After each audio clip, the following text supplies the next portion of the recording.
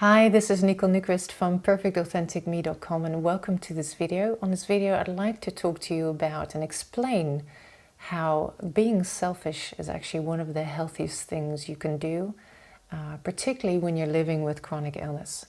And I'd like to explain why and start with a personal example. When I was much younger, a child, and even up until my adult years, I had one thing that I was struggling with enormously when it came to my relationship with my parents. And little did I know that this would impact my life so much and my health so much, and that I would end up living with chronic illness. And the one thing I was struggling with so much is that it was extremely difficult and hard for me to say no to my parents, to go against my parents, to openly disagree with my parents, and to choose me when that felt right. And a very simple reason for that is that I felt too scared, I felt too afraid.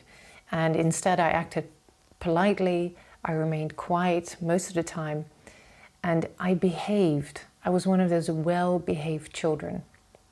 Now for the parents that may seem like a dream, and for other people now in your life that may seem like a dream, you know, when you behaved all the time. But I will explain to you that this is a very unhealthy thing to do and actually is linked to the cause of chronic illness. So my question to you is, as you're watching this video, I'm assuming you're living with chronic illness, or perhaps you know someone who lives with chronic illness. And my question to you is, do you recognize this? Do you recognize that you don't say no to someone or a situation, you turn something down when really actually you want to? Or you want to make sure that everyone else is taken care of and having a good time. Or you're putting others' needs before your own.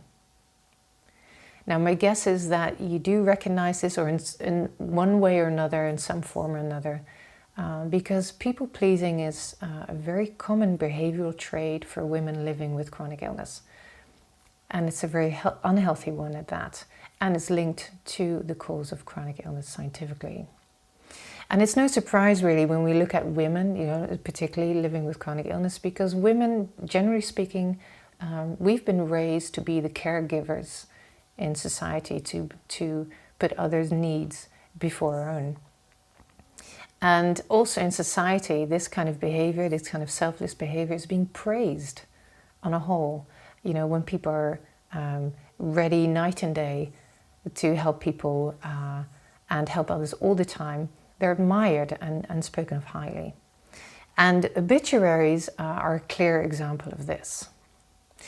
But I'm here to tell you that this selfless behavior is exactly what creates stress and dis-ease for yourself and your body. And it's not helpful at all. And it's not healthy at all, and particularly not to you.